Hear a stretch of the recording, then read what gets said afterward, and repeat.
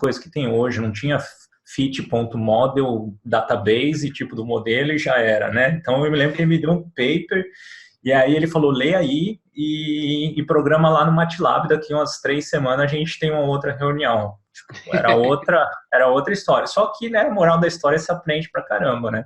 Aí você vai lá, você lê, não funciona nada no começo, na verdade não funcionou nada por uns 2 meses, aí depois você vai indo, né? Então eu tive esse contato e é um conhecimento que ficou, né? Depois, mais no final da faculdade, e eu fiz a estadual lá em Londrina, e aí, na parte de engenharia elétrica, tem a disciplina de telecomunicações, e lá é onde você tem introdução à estatística no primeiro ano, mas lá no quarto ano, onde tem a parte de telecomunicações, aí praticamente é só estatística. Porque trabalhar com sinais, o sinal, na verdade, do jeito que você vê aí no seu celular, né, lá com os pauzinhos indicando a força do sinal, na verdade, aquilo é a probabilidade do sinal existir naquele ponto que você está. E aí tem todo o cálculo atrás disso, tá? Então você aprende um pouco ali. Beleza, mas eu nunca quis trabalhar como engenheiro mesmo, apesar de ter começado a carreira nisso. Aí eu fui para o mercado de ações, né? Era assessor de investimentos da XP.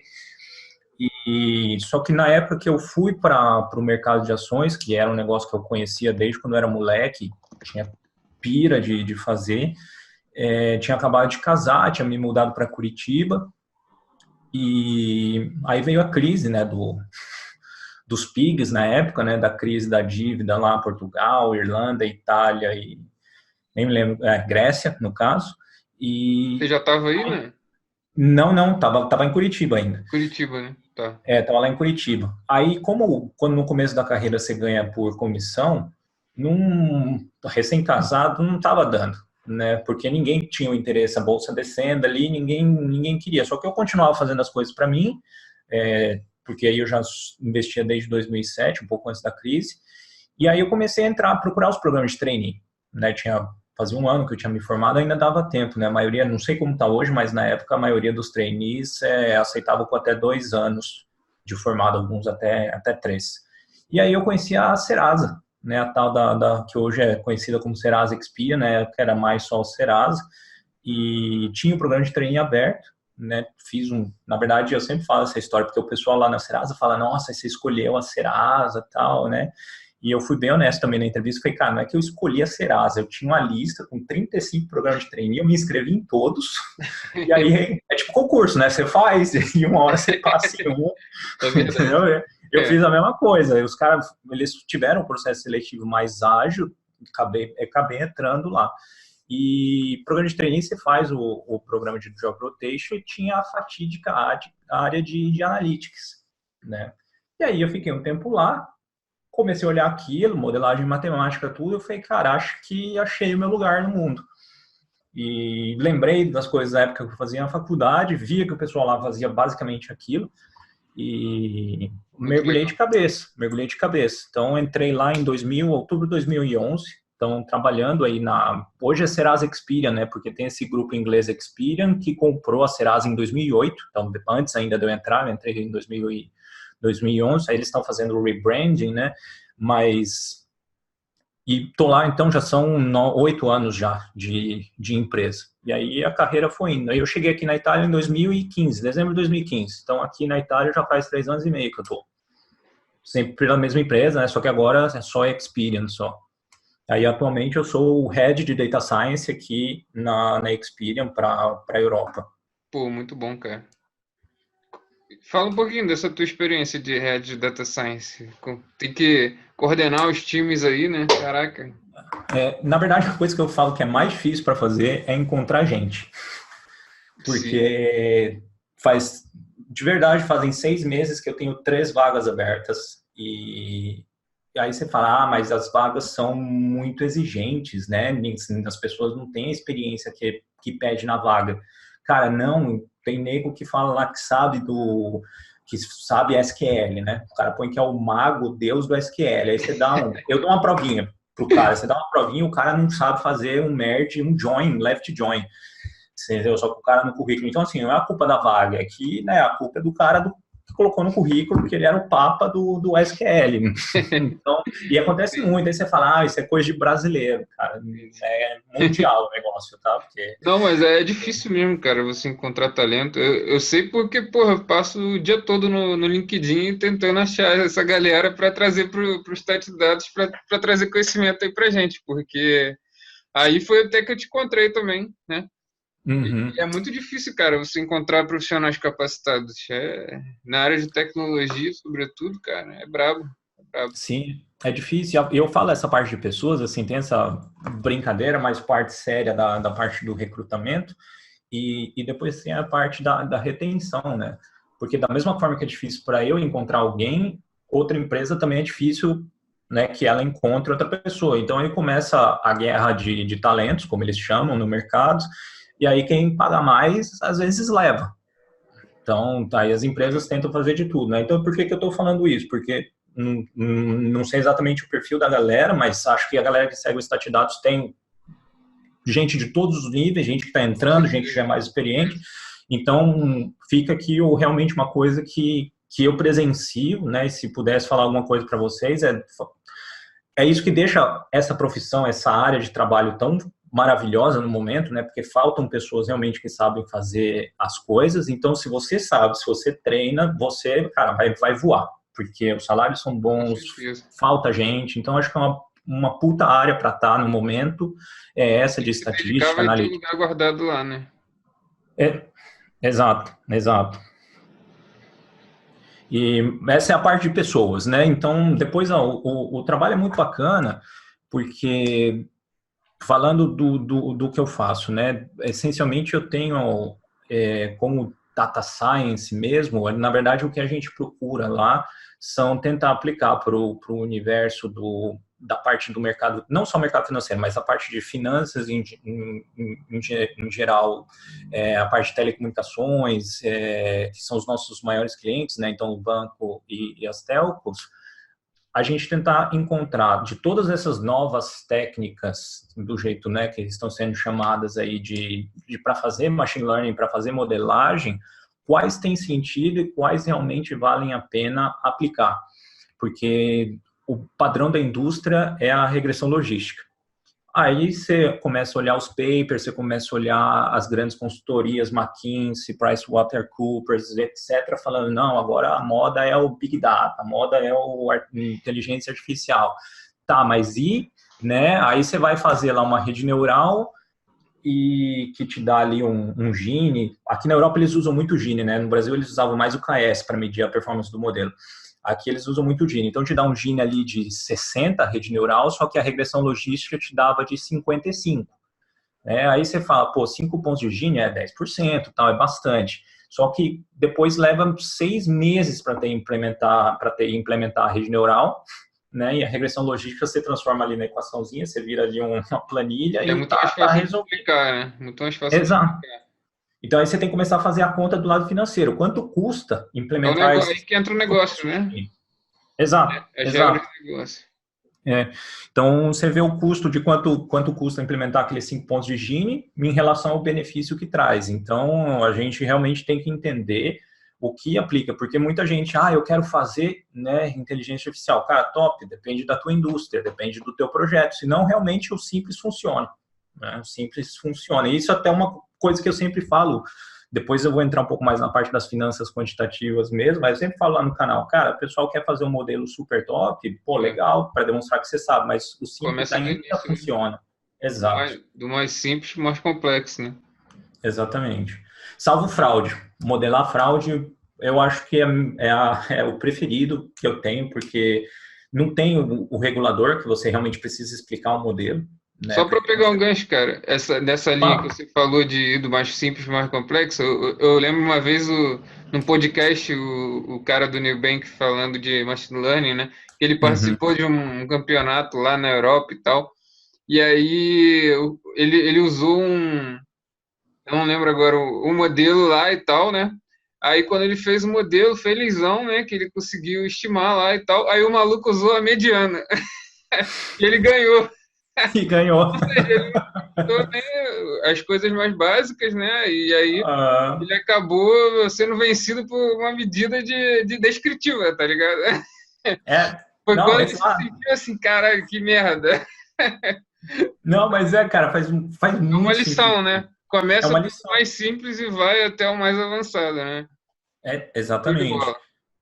Porque, que nem eu estava comentando a parte de fazer modelagem de fraude, né? Então, para quem não conhece, toda empresa, quando você vai comprar alguma coisa, muito provavelmente eles vão aplicar um modelo para ver a sua probabilidade de você ser um fraudador ou não. Isso é um padrão. Exatamente. E, na verdade, é por isso que esse tipo de trabalho paga muito bem, né? Porque encontrar pessoas que saibam fazer modelos de um modo geral já é difícil e depois você especializa nessas áreas, né? Você fica ainda mais qualificado.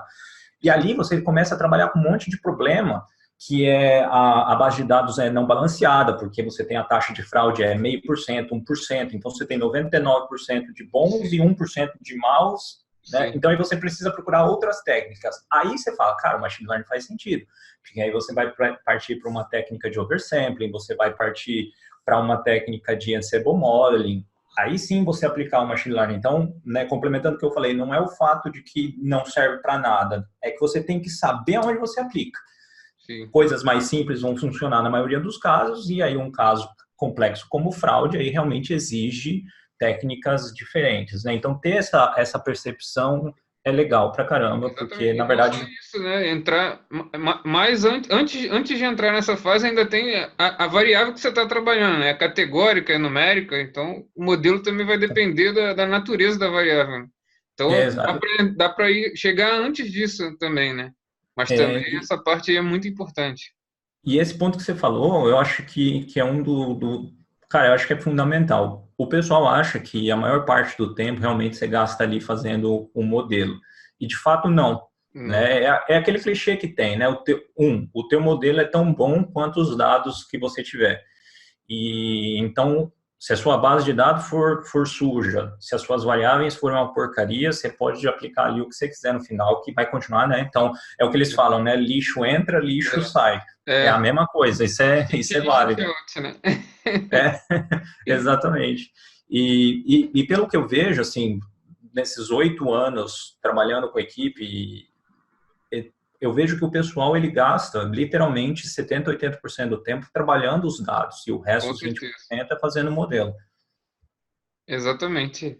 Nunca vai estar bonitinho, né? Não adianta. Tem que trabalhar com os dados, minerar lá, ver se tem missing, se não tem, né? Uhum. Tem aquela fase caótica, né? Tem que passar por aquilo, não tem jeito. Exato, exato. Passar Você vai ter que perceber, né? passar. Exato, você vai ter que fazer realmente o chamado data mining ali, depois você Sim, vai fazer a construção das variáveis, vai fazer análise univariada, multivariada, e aí você segue a vida, né, até show, ter o modelinho final. show de bola. E que mais? Bem, no momento, não só, voltando à história do recrutamento, né, não só eu tenho esse problema, mas o pessoal tem, e até a curiosidade, né, você tá na Europa, né, como você vê isso, né? Eu conheço pelo menos umas 10 pessoas que eu conheci não só na Expedia, mas, né, nos clientes mesmo, que eles migraram para cá ou para os Estados Unidos. Se for chamar o pessoal que foi para os Estados Unidos, já deve ser umas 20 pessoas, já pessoas que eu conheço mesmo, que migraram, porque elas simplesmente aplicaram numa vaga de trabalho, tinham um inglês bom, conseguiram demonstrar aquele conhecimento em requisito da vaga, a empresa paga para você sair do país. No sentido assim, eles te sponsorizam mesmo, eles te patrocinam, porque você vai ter que ter visto, ter todo o trabalho com o governo, etc., arranjar um visto de trabalho. A empresa, quando ela te acha, ela vai. Recentemente teve um colega meu que ele foi para o HSBC em Londres, ele não tem cidadania, não tem nada, assim, passaporte brasileirão mesmo ali, o Mercosul estampado, mas o HSBC pagou tudo para ele porque ele passou fez 3 entrevistas, não foi um processo seletivo muito longo, mas ele conseguiu demonstrar ali realmente que ele sabia fazer as coisas, e tá lá. Vale a pena, né, cara? Como a gente falou, é muito raro, né, você encontrar profissionais qualificados e quando acha, cara, vale muito mais a pena você arcar com os custos, né? do que Exato. ficar sofrendo com um profissional que não tá tão dedicado assim, né? E aí no Uhum. longo prazo vai fazer diferença, né? Total, total. Porque se você for ver, né, você fica ali esperando 6 meses para contratar alguém, quanto te custa, né? Porque na verdade você está deixando de vender novos projetos, de entregar projetos. Então custa aí, sei lá, custa 10 mil libras para trazer um cara do Brasil para Londres, e vai custar 30 mil libras um projeto só que você perde, porque você não tinha É, gente, então é mais fácil pagar o cara do que, né, perder o projeto. sim, com Né? certeza. Então, eu acho que é bacana quem tem essa vontade, às vezes, de não sair em definitivo, né? Mas, eu quero ter uma experiência fora, quero ver como é que é. Então, de novo, acho que a gente está trabalhando na melhor área possível para isso. Tem gente que não se interessa, beleza, aí no mercado brasileiro também está super aquecido. Com crise ou sem crise, essa área eu nunca vi, pelo menos não nesses últimos 8 anos, ter problema de falta de trabalho. Nunca vi. Os bancos, que eram os nossos clientes na época que eu estava lá em São Paulo, na Serasa, sempre contratando, a Serasa sempre contratando, Sobretudo no eixo Rio-São Paulo, né? sobretudo. Infelizmente ainda fica um pouco polarizada ali no eixo É, Rio-São Paulo, isso é verdade. algumas regiões sofrem com isso, né? Eu escuto vários casos, né? Uhum, exato. Beleza. Mas você está disposto ali a viver ou no Rio ou em São Paulo, por mais caótico que as duas cidades sejam, também tem oportunidade. Pô, nem fala. Pois é. É, mas deixa eu te falar. É, fala um pouquinho pro pessoal desse lado de finanças quantitativas. Eu mesmo tenho interesse de saber mais assim, porque eu sou zero de finanças assim quantitativas. Eu não tenho muito conhecimento não. Uhum. Onde buscar, né? Como é que entra nessa área? Fala um pouquinho para o pessoal como é que faz para se capacitar. Claro, claro. Aí já apareceu aqui o negocinho aqui de 10 minutos, mas a gente vai. Uau, Qualquer vai ter coisa a que. gente cria outra, não tem problema. Beleza. Apareceu aqui para mim também, tá aqui no alto da tela. Beleza. Mas, não, beleza. Como que surgiu essa história das finanças quantitativas? É um campo muito, muito amplo. Então, se você for procurar mesmo, fazer uma pesquisa sobre o que é, você vai encontrar literalmente de tudo. Como não dá para a gente saber tudo, eu tentei me especializar em. Não me especializar, né? Tentei aprender mais sobre uma coisa um pouco mais simples, para usar mesmo no meu dia a dia. Tive a ambição de ser um quant num grande banco, né? Quem sabe um dia, pô, vai ser legal, chego nessa parte da conversa, mas pensando no começo, desde quando eu tive a experiência lá trabalhando na bolsa, mesmo para mim, você fica ali na pira, né? De, cara, eu quero ganhar dinheiro, quero investir, tenho um investimento em longo prazo, que é o correto a fazer do ponto de vista, né? Que você não vai enriquecer rápido, porém, sabendo que a gente conhece todas essas técnicas de modelagem, que a gente tenta, né, justamente prever o que vai acontecer, ou ao menos tentar encontrar algum tipo de padrão, por que não aplicar isso no mercado financeiro? Se você for e fazer uma pesquisa nesse sentido, você vai encontrar muita gente dizendo que isso é inútil, porque o mercado é aleatório, o mercado é eficiente, no sentido de que toda a informação que existe hoje no preço, ela já contém precificada todas as expectativas futuras, incluindo o fato se alguém sabe mais que você ou não. Né? Então, ou seja, se você for procurar realmente, é um pouco desencorajador, vamos colocar dessa forma, porque tem essa opinião quase que majoritária. Porém, isso você pensando se você quiser prever o preço. Né? Então, você hoje tem, pegando ali um exemplo, você tem o Ibovespa a 100 mil pontos, recorde histórico. Aí você quer saber se o Ibovespa vai estar a 110 mil pontos amanhã, ou independentemente de qual que você queira prever. Realmente, isso não dá certo. Você prever o preço, eles são realmente aleatórios. Porém, tem outras características do mercado que você consegue tentar prever, que é simplesmente o fato, se você olhar para o mercado, você vai ver que amanhã pode subir ou cair.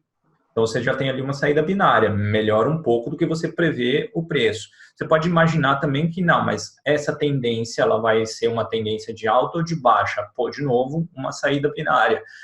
Você pode olhar também num horizonte um pouco maior, né? Quanto aquele valor pode se deslocar da média num período maior. Então, quando você sai da paranoia do preço, vamos dizer assim, você tenta pegar outro tipo de fenômeno, o mercado não está tão fixado em prever aquele tipo de fenômeno. Então, aquilo que eu chamei, que o pessoal chama, né, de mercados eficientes, que é essa precificação de toda e qualquer expectativa já ali, você pode encontrar o que a gente chama de alfa, que é a vantagem, aquela coisa que você está procurando, que você tem 0,5% a mais de chance do que os demais participantes. Então, teoria, assim, a parte, você começa a tentar imaginar, ok, preço não dá certo, mas existem outros elementos que eu posso tentar prever para colocar a grana ali. Então, eu fiquei com isso na cabeça.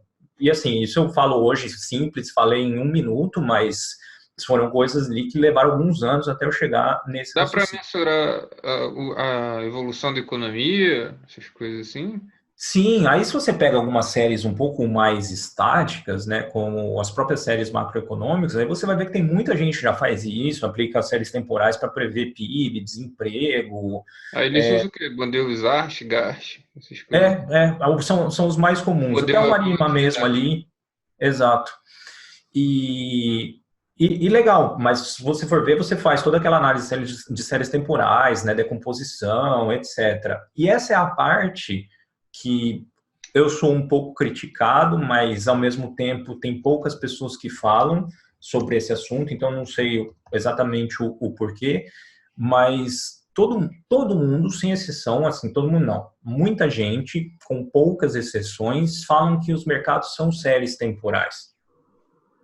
Porque eu tenho um preço hoje, tenho um preço amanhã, um preço depois de amanhã, beleza, né? No tempo, série temporal, bam. Aí a galera tenta colocar os modelos, todas as técnicas de modelagem de séries dentro do mercado financeiro. E aí você vai esbarrar no fato de que não, você não consegue prever o preço. O problema é que tem Porém, flutuações aleatórias que tu não vai conseguir explicar nunca, né? esse é um primeiro ponto, excelente, exato. E tem o segundo ponto que é, as pessoas elas não entendem isso. Elas acham que o preço de hoje ele depende do preço de ontem. E não. O preço de hoje, o evento de hoje, que tem ali na Bolsa Brasileira, por exemplo, em qualquer bolsa do mundo, ele é completamente independente dos de ontem. É igual jogar uma moeda, um dado. O resultado que deu antes não vai afetar o resultado que deu depois. Não é porque a probabilidade ali, né, o teorema do limite central, se a gente for lá na estatística básica, né, a teoria, Sim. na média vai ser 50% a Sim. moeda, mas os eventos são independentes. Então não é porque você teve uma sequência de 1.000 caras que vai aumentar a chance de você ter uma coroa. Não vai. O mercado é igualzinho. Entendi. Então você aplicar ali essa sequência fica meio esquisito. Então, se você tratar o mercado como uma maneira um pouco mais probabilística, o que você vai cair? Você vai cair em duas coisas. Primeiro, que você vai ter um modelo que vai te dar a probabilidade daquele evento, e aí muda tudo. Por que muda tudo? Porque Você vai você vai poder ter ali. combinar também, né? Exato, exato. Você vai pegar, vamos pegar um modelo bem simples, regressão logística, vai te dar ali a saída entre 0 e 1. Beleza. Quando você pega a regressão logística e te dá a saída 0 e 1, o que o pessoal faz? O pessoal põe ali o 0,5 como padrão, aí transforma realmente, né? Menor que 0,5, 0, maior que 0,5, 1. Não façam isso. Porque o que você vai ter que fazer? Você pega ali o intervalo de 0 e 1, que saiu a sua predição, se você divide em classes, geralmente a gente faz de 10 em 10% mesmo, então para dar de 0 a 100%, né, de 0 a 1, e ali, Diminuir quando o você... efeito dos outliers, né? Exato, você diminui esse efeito e o que você vai ter? Você vai ter uma faixa, provavelmente aquela faixa maior ali, 80, 90% lá na ponta, onde a probabilidade daquele evento é muito maior do que aquela do 0,6, se você simplesmente deixasse a saída 100% binária. Você faz ali uma tabelinha dinâmica, mesmo você faz um table ali no R, por exemplo, você vai Beleza. sair, isso eu falo bastante lá no Outspoken Market, é trabalhar com essa forma de intervalos, porque aí você começa a conseguir associar qual risco você vai pôr. E aí você começa a ter o tal do alfa nos seus modelos. Pô, E aí legal quando demais isso, hein? Porque aí você é acaba distribuindo a tua. é, Tipo, se você transformasse em duas categorias só, você não ia ter como delimitar, atribuir a essas categorias essa porcentagem do erro, vamos dizer assim, né? Você está distribuindo ali tua margem, não é? Não é isso? Exatamente, exatamente. Então, e quando você distribui esse intervalo da saída do modelo, você não fica só lá, beleza, sobe ou desce, mas você vai realmente para a probabilidade, aí o que você vai fazer? Lembra a fórmula da esperança matemática, né? Se você for pegar e aplicar junto a esperança matemática ali, você consegue calcular se aquele teu modelo te dá a esperança matemática positiva, Certo.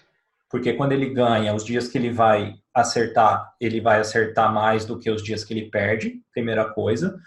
Você pode escolher quando você vai fazer o trade. E por que eu estou dizendo isso? Você tem um intervalo ali, 10 intervalos de 0 a 100%, né? Você simplesmente, se tiver entre 20 e 80, você não faz trade. Você só faz o trade quando sai nas duas pontas. Então você reduz a quantidade de operações, você limpa onde você está fazendo o trade, e aí você trabalha em zonas com a probabilidade maior, faz a continha da esperança matemática, se for positiva, cara, vai embora Você e diminui começa a o fazer. retorno, mas deixa mais confiável, vamos dizer assim, né? Exatamente. E aí, né, isso que você falou é importante, diminui o retorno. Aí o pessoal não tem paciência, porque o pessoal quer fazer operação, quer fazer trade Quer todo fazer dia. betinho, né? Exato, quer fazer dinheiro rápido, mas né, quem quer fazer dinheiro rápido também corre o risco de perder dinheiro rápido, né? Então, tem menos de um minuto, Tiagão. Você quer dar uma pausa ou só para Vamos, vou entrar criar de outro novo? aqui. Vou criar outro aqui. Só um minutinho. Vai mundo lá. Foi duas perspectivas. A primeira é essa, você tentar fazer o trade para você, né? Então, você quer estar um pouco mais familiarizado com o mercado, você pode ir para pensando em você mesmo. E depois tem a segunda parte, que é você desenvolve ali as suas habilidades e depois você pode até ir pleitear, com certeza, um emprego nessa área ou até criar a sua própria empresa, né? Então, vamos dizer assim, estou começando só pela parte de fazer para você mesmo, para entender esses principais conceitos. Então, quando você Legal muda demais. essa forma de pensar, então você. E se você for falar assim, nossa, cara, o que você fez? Eu fiz o que, se você pegar um livro de modelagem, está escrito lá. A diferença é que eu só, né, adaptei certas formas com a experiência que eu tenho do mercado, porque a gente faz isso bastante também quando a gente está, por exemplo, modelando renda ou modelando o risco de crédito para o banco, a gente também divide em faixas. Verdade, é. É a mesma coisa, só que ali eu também faço isso, só Aí que geralmente pensando. bota baixo risco, médio risco e alto risco, né?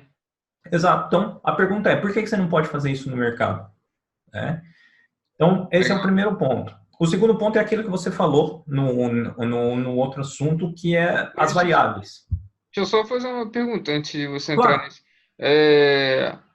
Você tem alguma forma de garantir essa independência, cara? Você tem como fazer um teste de independência, alguma coisa assim, sei lá, um run test, alguma coisa assim, para garantir essa independência? Ou Cara, o não? que eu faço, geralmente eu faço um pouco do feijão com arroz e ele tem se mostrado bem eficiente. E só que eu sou um pouco pragmático. O que eu faço? Primeiro eu pego um intervalo de tempo maior. Então, geralmente eu gosto de pegar quando existe a base de dados disponível, pelo menos 10 anos de história. Eu desenvolvo um modelo num intervalo de tempo reduzido, bem lá no começo.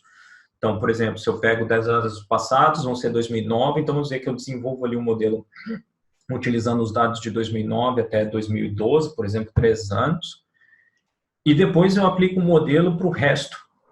Então, de 2012 a 2019, eu faço ali bem um out of sample, bem longo. Se ainda está lucrativo lá em 2019, cá entre nós, você concorda que não é sorte, né? Com Porque se certeza. deu de 2009 a 2012 e o negócio 7 anos para frente, 7 anos fora do seu intervalo de desenvolvimento, continuou ascendente a trajetória, então isso dá uma confiança de que aquele modelo é um pouco mais certeiro do que os demais, né? Então, esse que é o ponto. Você pode até fazer outros testes, mas O legal é que lembrando... dá pra fazer até outros testes mesmo, né? Dá pra fazer teste de tendência, não Cox-Stewart, né? É usado nas finanças ou não? Sim, sim, É? sim, sim. Legal. Uhum. Não, bastante. Na verdade, toda essa parte, isso vai ser mais usado quando a gente fala em precificação de ativos, mas aí a precificação sem necessariamente você pensar em previsão. É realmente você pegar os parâmetros atuais e saber quanto que vale um título público do governo, por exemplo. Né, que é uma coisa diferente, porque o governo tem que estimar quanto que vale aquela dívida dele. Um exemplo, ou se você vai lançar um novo título, quanto que você vai pôr no mercado. Então, existem modelos de precificação, que é para saber quanto vale, e aí as mais variadas técnicas são utilizadas. Uma parte que está em alta, realmente nesse mercado, é a parte de você fazer a criação das variáveis. E aí é aquilo que você estava falando no começo. De novo, o modelo é legal para caramba fazer, você pode depois brincar com a saída do modelo do jeito que eu estava falando lá no começo, mas e como que você vai modelar o mercado? Quais são as variáveis que você vai colocar? Né? O que eu trabalho lá no meu canal, no Outspoken Market, que até tem a playlist lá no Stat Dados, né, do curso de R para Finanças Sim. Quantitativas, o que eu sempre tento fazer é você imaginar como que você vai fazer aquele modelo de uma forma um pouco mais simples, e eu sempre uso só 4 valores, que é geralmente a abertura, a máxima, a mínima e o fechamento, que é o intervalo onde o preço transitou naquele dia. Então, aquele é um curso introdutório, para quem nunca viu, realmente tem que começar de um lugar e dá para ser lucrativo. Qual que é o problema desse tipo de modelo? Só que, na verdade, o problema de todos os modelos e no mercado ele fica um pouco mais acentuado. É a taxa que você tem que fazer a atualização.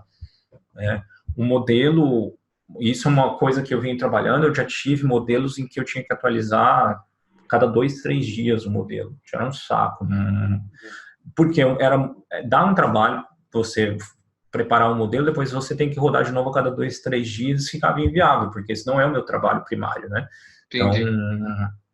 agora eu consegui melhorar ao longo dos anos, o modelo ele dura ali pelo menos 1, 2 meses, então já é razoável. Bastante. Até bastantinho, até é Qual foi a razoável. diferença, assim, das variáveis? O que você acrescentou, assim, que você achou que foi mais significativo e tal? Mais tempo, porque mais tempo no sentido intervalos mais longos, né? Geralmente a gente tenta prever, o pessoal tem muito a pira do que a gente chama do intraday, que é você tentar ali no horário do pregão fazer um monte de trades, né? Que a gente chama do intradiário. Então a bolsa abriu, você já quer saber o que vai acontecer nos próximos 5 minutos, ou nos próximos 15, ou na próxima hora. Com perdão da palavra, é morte para o trader, Pô, porque é ruído branco ali. Ali você não dá, percebe. não dá, pô. Exato, ali a aleatoriedade é a mil, é a mil. De novo, o pessoal cai no conto de querer enriquecer rápido, então acho que fazer day trade, né, assim, vai ter um monte de gente que vai ouvir isso aqui, vai arrepiar os cabelos e vão querer me bater depois, mas a verdade é dura, ela dói. Porém, quando você sai desse universo intradiário e você vai para intervalos mais longos, pensando mesmo o que é o mercado financeiro, né? O mercado financeiro é um local onde você negocia as expectativas de longo prazo e se elas são confirmadas, uma série de fatores vão levar aquele seu preço para cima ou para baixo. No longo prazo, é muito mais fácil você determinar o que vai ser, por exemplo, o futuro do Thiago, do que você decidir o que vai ser o futuro do Thiago no próximo minuto. Né? É lógico, Com você está certeza, escutando agora, né? Você consegue ter uma previsibilidade maior. Então, o com que certeza. mudou foram o jeito que eu calculava as variáveis e o intervalo de tempo que eu usava. Entendi. Inclusive, o modelo Legal. que eu tô testando agora E você ainda. acaba tendo mais dados e mais informações relevantes, né? Para poder distinguir se a tendência é subir, descer, né? Exatamente. E o modelo que eu estou trabalhando agora, que eu estou querendo mudar, é um modelo que faz a previsão da semana.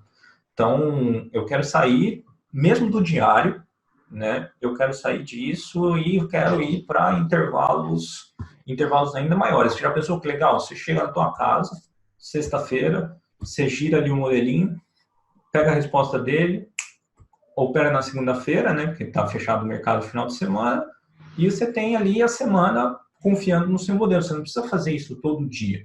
Né? Então, reduz ainda o estresse. Com certeza ele vai ser um pouco menos lucrativo do que aquele do diário. Às vezes não. Às vezes pode ser lucrativo, se eu fizer mais lucrativo, se eu fizer um modelo melhor. Mas eu vou ter menos trabalho, né? Estou vendo ali o Lincoln perguntando onde extrair os dados. Cara, tem um site muito legal que dá para fazer extrair na mão, que é como ele faz normalmente. Os analistas, eles têm, a maioria dos bancos, das casas de investimentos, eles assinam o terminal da Bloomberg. E o terminal da Bloomberg, você exporta um dado de qualquer coisa, do preço do cacau no Zimbábue até o preço da borracha na Amazônia. Qualquer coisa que você quiser, você extrai lá no CSV, no Excel. É extremamente fácil. Então, os bancos tiram de lá. Custa uma licença de um terminal Bloomberg, custa uns 100 pau por ano. Né? Então, só por isso que eles têm, a gente, pessoa física, tem que se contentar com o que as corretoras dão, ou com a Quantimod lá do R, ou alguma outra fonte. Você estava falando desse investing.com, o que tem lá? Pode ajudar, sim. Como é que é? Para quem está começando a aprender, acho que dá para ajudar, sim. Você consegue até no intervalo de tempo razoável tirar pelo menos os dados ali diários de vários ativos, né? Não só da Bolsa Brasileira, mas você pode pegar de alguns mercados estrangeiros. O Lincoln fez um trabalho associado um pouco isso, não foi, Lincoln? Aquilo que você pegou lá do Web Scraping, o que você fez? Porque, assim, o foco seu financeiro ele é análise técnica, né? Análise fundamentalista, a gente consegue muita coisa na Bovespa mesmo, na própria Bolsa, né? Balanço, RE e tal. Cara, aí você tocou. Se você curte esse assunto, vai no meu LinkedIn, tem um artigo lá que eu publiquei na revista de Finanças Aplicadas, foi um trabalho, inclusive, que eu fiz quando eu fiz a pós na FIA, que, inclusive, o Thiago me contou que a professora Alessandra estava ontem, né? A Adri estava aqui. Ela conversando com a gente, foi sensacional. Não, ela me deu aula quando eu fiz a pós, ela é sensacional mesmo. E tem o paper que eu publiquei lá, dá uma olhada. Eu fiz justamente a previsão da variação das ações, utilizando os dados de balanço, utilizando análise fundamentalista, text mining e no final das contas fiz uma regressão linear mesmo, porque era só para tentar provar o conceito. O que eu queria provar nesse trabalho era o quanto as notícias poderiam ajudar você a fazer uma previsão ou não. Então, eu não estava nem focando muito no modelo, mas sim no trabalho de dados das notícias. E aí era o gancho que eu queria fazer, que até o Lincoln ajudou. A FGV tem um índice de incerteza, não tem? Tu conhece esse índice deles? Tem. Mas até mais legal que o deles, tem um da Bolsa dos Estados Unidos, que é o VIX, que é um índice que eles chamam até que é o índice do medo, né? Escrever aqui no chat o VIX, que ele mede a volatilidade geral do mercado. Então, geralmente, quando esse índice está muito alto, significa que o mercado está extremamente volátil e uma queda mais forte está por vir. É um indicador bacana para acompanhar também. E ele tem a série histórica para download de graça, acho, no site. E aí, qual que é o ponto? Então, lá no meu canal, ou na playlist que está no Stat Dados do curso de Eds, então vocês vão ver que eu sempre me baseio nesses 4 elementos, né, para criar daí todas as variáveis. Porém, se você for realmente pensando no mercado, trabalhando realmente como um trader quantitativo em um banco, uma casa de investimento, primeiro você vai ter o acesso ao terminal Bloomberg, que vai te dar uma infinidade de dados muito maior, inclusive das notícias. E aí, dá uma procurada, quem tiver curiosidade no Google, o pessoal prevendo... O pessoal usa análise de sentimento, cara, nessas coisas? Exatamente, usam. A Bloomberg tem um paper que eles publicaram, porque a Bloomberg agora oferece esse serviço. Então, a própria Bloomberg oferece análise de sentimento das notícias para os traders, e para colocarem nos modelos. Esse artigo que eu publiquei na revista também tem um pouco disso, tem lá descrita a metodologia para quem tiver curiosidade. Então, essa é a grande diferença. Quando você sai do seu universo privado, que você tem chance de fazer alguma coisa, sim, já.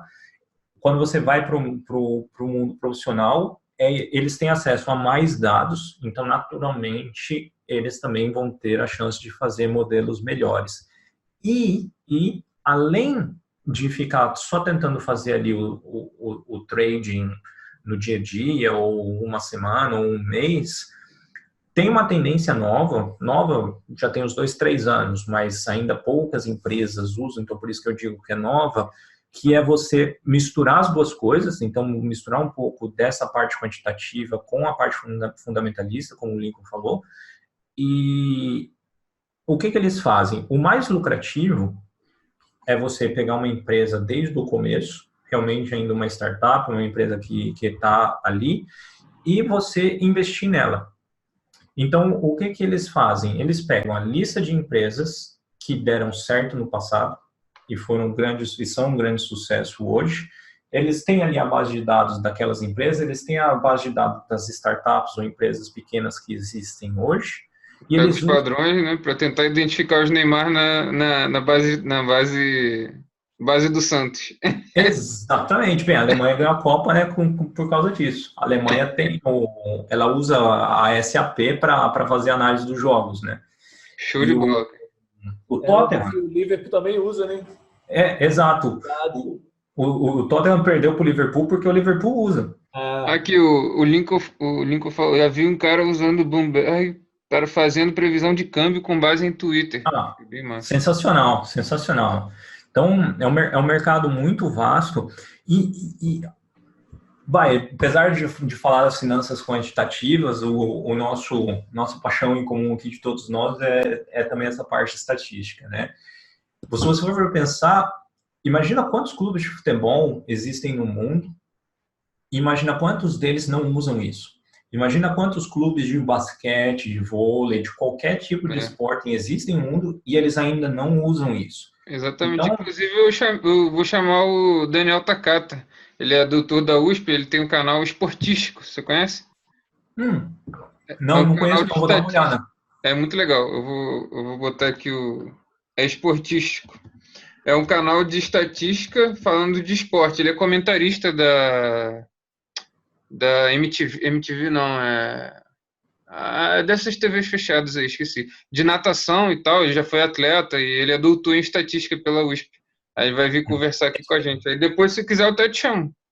Por favor, cara. Te chamo sim. Porque é um negócio muito diferente e abre mais espaço, né? Não, é da hora demais, porque acaba divulgando muita profissão também, porque você vê vários exemplos de aplicando estatística para saber, ele fez uma comparação com o Usain Bolt, né, para ver se poderiam surgir, qual a probabilidade de surgir um Usain Bolt nos próximos tantos anos. Tipo, é uma parada muito foda, assim, muito, muito maneiro. E também, recentemente, saiu uma reportagem da NBA, né, falando da cientista de dados deles lá, falando do trabalho dela e tudo mais. Muito, muito interessante, cara. Eu acho muito foda essas coisas, assim. Puta, sensacional. Então, tem o filme lá com o Brad Pitt, o Moneyball, também verdade. Lá já há anos, né, atrás, né?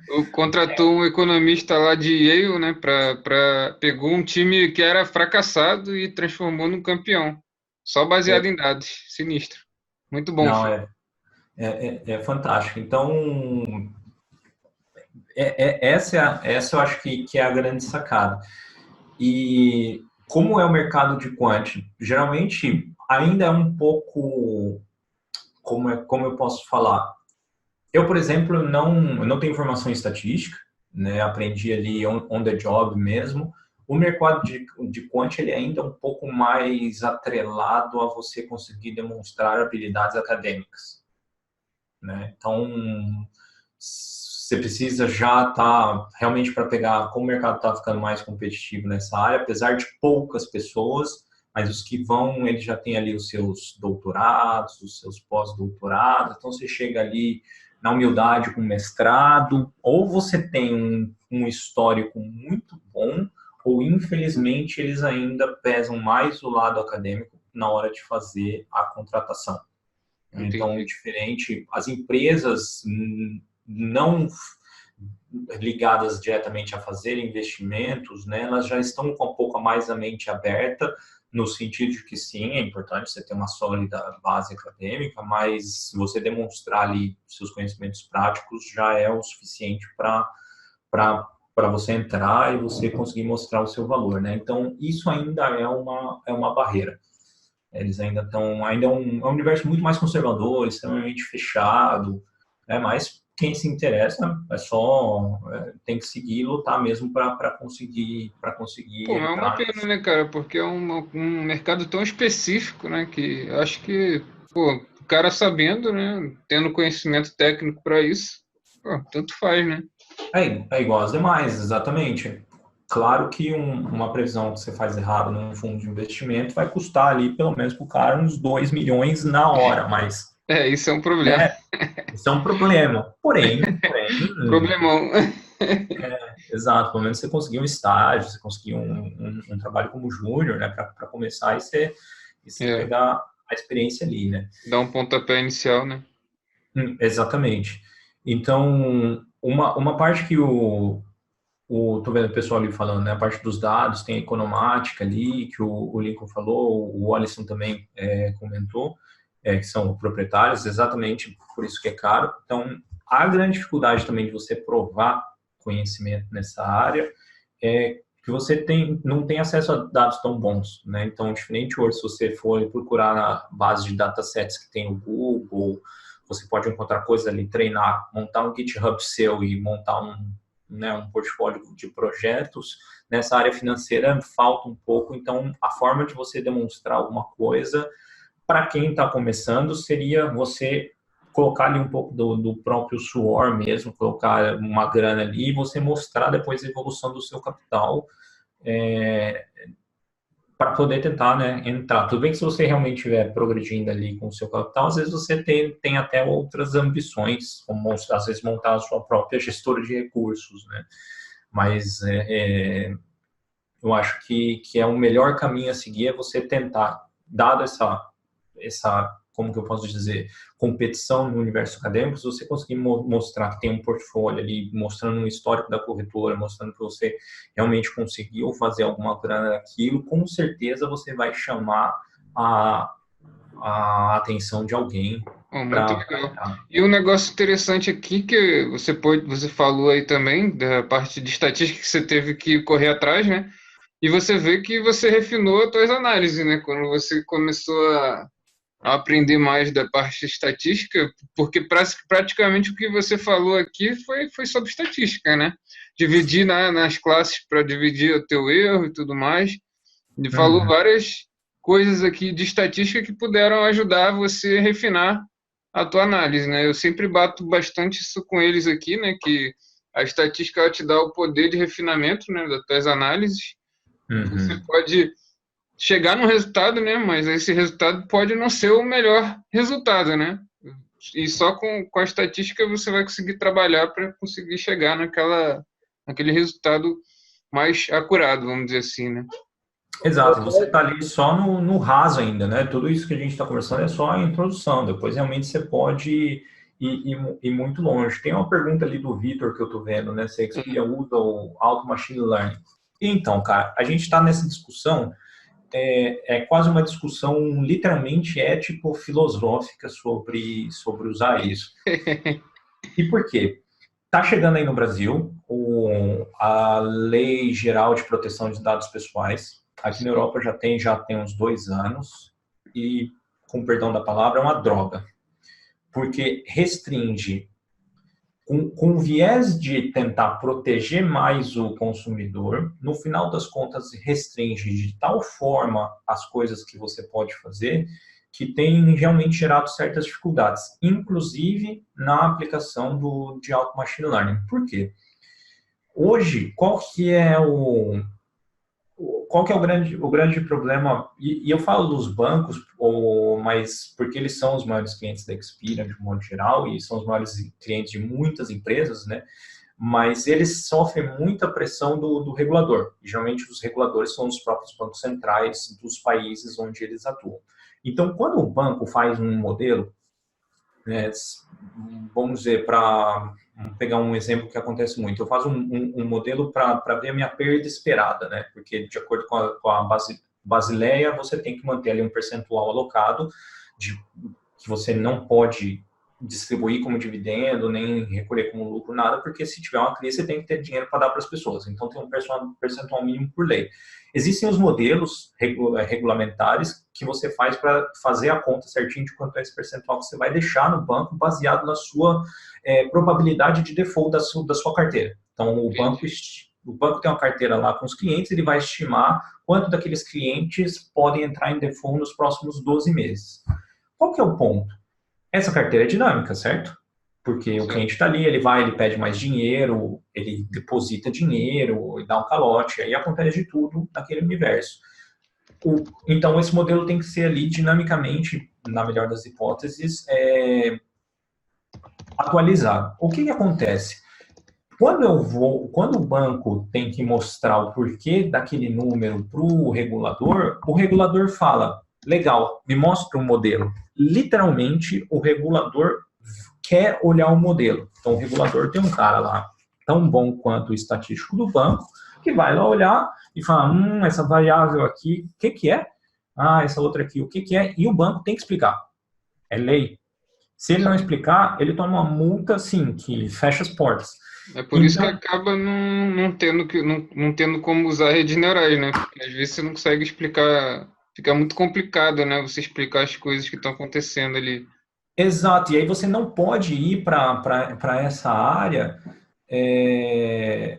de tentar até modelos mais sofisticados, ou ir para a parte um pouco mais de automação, né? Aí vai no logístico mesmo, né? Que é tranquilo de explicar. É tranquilo de explicar, você tem a função ali, exponencial, etc. E você chega. Então, infelizmente, fica para certos tipos de aplicações, mas é isso que eu queria que vocês entendessem, não para todas, para certos tipos de aplicações, fica limitado esse uso. Por quê? Porque a gente tem que explicar. Então, vários modelos que eu já fiz já foram parar na mesa de um banco central, de um regulador, porque é o cliente e assim é o processo com todo mundo. Então, se você trabalhar um dia numa empresa com a Experian, o seu modelo, com certeza, um dia vai parar na mão de um regulador. E aí a responsabilidade vem, né? Então, porém, como eu disse no começo, né? Quando você faz, por exemplo, marketing é muito legal se trabalhar com modelagem, porque você vai fazer ali segmentação de clientes ou fazer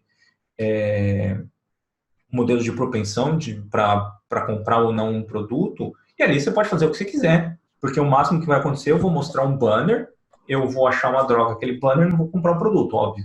É ruim para a empresa, mas eu não preciso explicar o porquê que eu te mostrei aquele banner, né? Porque você compra se você quer, eu não estou te obrigando.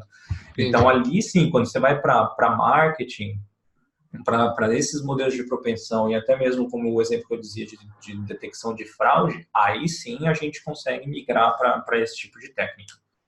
Entendi. Não, eu acho um pouco também essa lei, eu ainda não tive oportunidade de ver muito sobre ela, né? Mas eu acredito que vão ter coisas que vão ficar mais limitadas e as grandes vão continuar pegando tudo que está aqui, o Google ouve, né? A Amazon sabe todos os seus dados, o Google sabe todos os seus dados, então meio que fica vamos dizer assim, aplica-se para alguns e para alguns não se aplica, né? Então, tipo, fica meio estranho o negócio, né? Então você vai acabar sendo limitado e as grandes empresas não vão ser limitadas, entendeu? Então fica esse disse-me-disse, né? Olha, legal sua camiseta. Agora que eu vi aí. Legal sua camiseta, agora que eu vi aparecendo. Lá do evento do Big Data Brasil Day. Mas... Eu fiz a palestra lá. Cara, vou pegar esse ponto que você falou, e eu acho que vai ser a mesma coisa da lei do Brasil. Por que isso é bem legal? Por que o banco Experian tem que fazer esse tipo de coisa e a Amazon ou o Google não precisam? se eu falar Alexa alto aqui, a Alexa tá ali na sala, ela vai ouvir que eu tenho uma. Ou seja, é o que você falou, ela tá ouvindo permanentemente, Sim. né? Porque se eu falar o nome dela, ela vai ligar. Por que que pode? Porque quando eu comprei e quando eu instalei o aplicativo, eu tenho uma palavrinha mágica que é o consenso. Eu dei o Exatamente. consenso. E esse é o problema. E a gente dá os dados de graça toda hora. E você consente em dar os dados. Sim. Quando você vai sei lá, numa loja de uma empresa de telefone comprar um chip, hoje aqui na Europa, e vai acontecer no Brasil com essa nova lei, cara, pior que o chip, quando você vai fazer o cartãozinho fidelidade do supermercado, aquele que você acumula ponto, né? Você tem que, por causa da lei, eu tenho que preencher 3 folhas. 3 folhas. Antes não é só fazer o cartão, tem que preencher 3 folhas para fazer um cartãozinho de fidelidade do supermercado. E lá, para cada um dos campos que eu preenchi, então endereço, nome, telefone, e-mail, etc., eu tenho que dar o meu consenso, eu tenho que marcar um X. Esses dados eu posso dar para o supermercado. Se eu não marco o X, o supermercado não pode fazer o meu cartão. Caraca. Porque eu não dei o consenso para ele utilizar o meu nome para imprimir no cartão. Olha o nível que nós chegamos, né, por causa dessa lei. E aí tem a parte que é legal, tem a parte positiva da lei, você autoriza que o supermercado X compartilhe os seus dados com terceiros para fins de marketing. Aí essa daí eu deixo em branco, né? Porque senão o telefone no dia seguinte começa a tocar 10 vezes por dia de gente te ligando, né? Eu entrei para comprar essa cadeira aqui, aí chegou na mesma hora, eu peguei o celular, já estava lá a cadeira, já estava em tudo que eu abria, já estava a cadeira lá para eu comprar no Facebook, LinkedIn, aparecia a porra toda com o anúncio da cadeira. Impressionante. Às vezes você fala em alguma coisa e aparece, né? Ainda tem isso também. Às vezes você está falando, você nem escreveu ainda em nenhum lugar, você está falando, o celular está te ouvindo e ele acaba pegando e oferecendo também esse produto para você. É um negócio meio tenso mesmo. Meio que espionagem alto nível. Total, sabe Deus que eles estão ouvindo aqui agora, falando aqui. Mas enfim, então eu acho que para essa lei vai ser o consenso. Então, para quem vai trabalhar nessa área, que está trabalhando já nessa área, essa é a palavrinha mágica da nova lei de proteção de dados pessoais, porque sem consenso você não vai poder fazer absolutamente mais nada, né? E aí, como eu disse, tem a parte positiva, tem a parte negativa. Ultimamente tem mais negativo do que positivo, mas realmente a quantidade de telemarketing desejado que eu recebo realmente diminuiu nos 2 últimos anos, quando a lei entrou em vigor aqui para valer. Né? Eu acho que o mesmo vai acontecer. Pelo menos isso, né? Exatamente, pelo menos isso.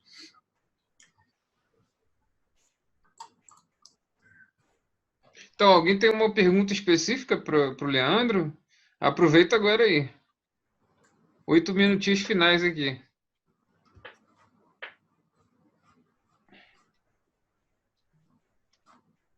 Quem fica tímido pode mandar aí pelo texto. Oi, Thiago, tá me ouvindo? O Alisson, fala aí, Alisson. E aí, Leandro, tudo bem? Ô, Alisson, bom, cara, beleza, você? Parabéns pela trajetória aí, muito legal, cara. Vou conferir depois o canal lá, não conhecia. Bom, seguinte, a minha dúvida para ti é a seguinte. Você falou no começo aí sobre o fato de estar hoje numa posição de head, né, do qual você conduz contratações, está de olho no mercado, pensando em retenção, e falou um pouquinho sobre o segmento específico que você atua, né, que tem um viés em relação à formação, com foco mais na academia e tudo mais. Mas eu queria te perguntar o seguinte, a sua visão de mercado geral, tá? Hoje, a gente, quando vê as oportunidades em Data Science, até pela questão que você colocou muito bem, da falta de preparo e alinhamento do candidato com a vaga, às vezes o cara acaba aplicando para uma vaga que ele não tem o menor perfil, e o recrutador do outro lado recebe uma enxurrada de currículos e tem uma dificuldade de filtrar aqueles talentos, né? Mas o ponto é os aspirantes a cientistas de dados. Assim, a gente tem a estatística aí, né? Que ela tem um papel fundamental em todo esse roadmap aí de ciência de dados e IA e machine learning e tudo mais. mas é um mundo muito complexo. Tá? Até onde um aspirante a cientista de dados ele tem que beber dessa fonte aí?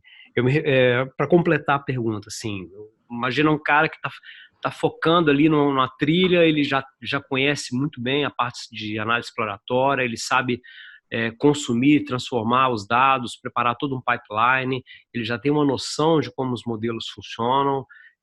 Quando a gente fala de modelo machine learning é complicado, porque existem mais de 60 modelos, cada um com a sua parametrização e níveis de complexidade.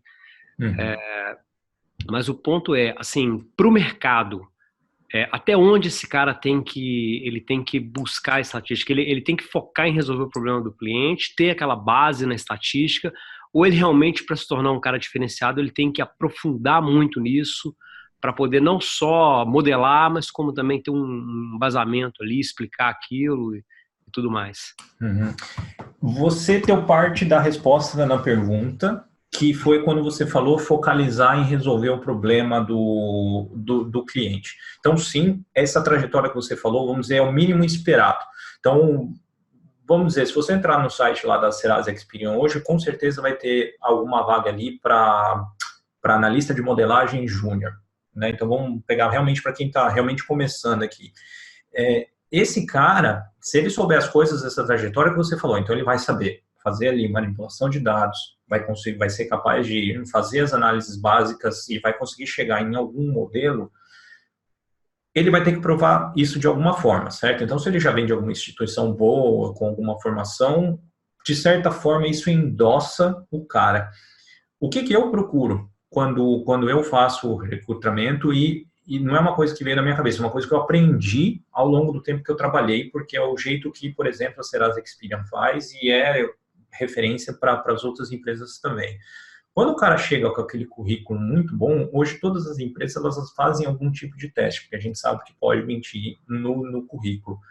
E mais do que isso, antes de você chegar a ser selecionado para fazer o teste, quando você olha o currículo, os 2 caras que eu contratei, e já conheço outros colegas de profissão que contrataram, o candidato colocou o link do GitHub ou de algum projeto que ele fez lá no currículo, em que você clica, você vê o código que o cara fez, você vê como ele raciocinou para fazer aquilo, e você viu que ele não só te deu o score lá no final, não só te deu o resultado do modelo, mas ele falou, olha, mais ou menos a linha que a gente estava discutindo aqui, né? Se você pegar esse modelo, você dividir em 10 classes iguais, e você saber que a partir da classe da 7 a 10, você tem um risco assim, e esse risco se fez dessa maneira, vamos dizer que você está fazendo ativação de cartão de crédito, se você usar aquele modelo naquela faixa, a quantidade de ativações que você vai ter 20% maior do que a média da base, cara, é uma pessoa que ele entende o para que ele está usando o modelo. Porque você pode ter, sim, pessoas muito boas, o cara sabe discutir as mais variadas filosofias da estatística, mas ele não tem ali o que a gente chama de, né, do tino do negócio, né? Ele não sabe para que usar aquilo fora do universo. Então, esse profissional vai ser um profissional ótimo para ser um professor, para ser uma pessoa do mundo acadêmico, mas às vezes para trabalhar numa empresa, a empresa prefere o outro cara que ele olhou e falou, não, ele sabe o que fazer. Então, o que eu recomendaria para quem está começando não precisa você também, igual você comentou, saber os 60 modelos, né? Porque eu também, às vezes, sem olhar um código que eu já fiz, eu não vou lembrar a maioria deles, né? Tem alguns que eu uso mais, então eu consigo hoje programar aqui do zero, sem colar de um modelo antigo, mas outros eu preciso colar de projetos que eu já fiz. Se você demonstrar isso, colocar ali um site, um portfólio, alguma coisa, já vai ser o suficiente. Vou dar um exemplo meu. Na época que eu comecei, em 2011, e entrei na área ali, eu tinha muito o que aprender, tinham pessoas mais experientes do que eu aprendi, e aí eu criei um blog, que hoje eu não publico mais nele, que ele chamava Arte de Dados, ele está ali mais de ano, desatualizado. E eu publicava ali coisas que eu estudava, mas coisas simples. Eu juro para vocês que eu já recebi mensagem no LinkedIn de RH, porque eles viram meu blog e eles me mandaram oferta de emprego. Aí se a oferta era boa ou não, era uma outra história. Mas porque eu tinha um blog, era ainda Blogspot, nem pagava domínio nada, era arte dos dados blogspot.com.br, era ali do Google mesmo, já era o suficiente. Por quê? Porque tinha evidência, né? Então não era só um cara que tem um LinkedIn lindo, um monte de coisa, mas olha, pô, ele tem o código tá para download, se você faz o download, o RH faz o download do código, ele não vai entender, mas ele dá para um colega técnico, o cara vai olhar e falar, não, esse código faz sentido, etc. Então, eu acho que essa é a chave e é a recomendação que eu dou para todo mundo que está começando. Mesmo que não seja extremamente complexo aquilo que você sabe, prova que você sabe. Prova que você sabe fazer muito bem uma regressão logística, prova que você sabe fazer uma rede neural, e aí simples mesmo, não precisa ser nada muito complexo, mas prova. E aplica isso para alguma coisa. Você vai ver que tinha um cara que foi contratado na Experian, ele foi contratado para a Experian, acho que na Espanha. No currículo dele, eu lembro que ele colocou um link do GitHub, e olha como o cara foi esperto. Ele tem uma base pública que uma base de análise de crédito, né, de dados alemães, que é a base pública na web, eu esqueci o nome. Ele fez um modelo usando aquela base, porque ele sabia que a Experian faz modelo de crédito, ele pegou aquela base, fez um modelinho e colocou no currículo dele. Final da história, o cara estava contratado, né, além de ter sido... Vai terminar o tempo aqui, aí vamos só tirar uma foto aqui, quem quiser continuar, manda lá mensagem para o LinkedIn do Leandro, ele é super acessível, é só mandar lá, tem lá no StatDados, ou pode perguntar para mim também. Vamos tirar uma foto aqui para o pessoal, habilita a câmera aí rapidinho, que já vai terminar aqui. Vamos tirar uma foto só para registrar o momento aqui, ontem a gente esqueceu.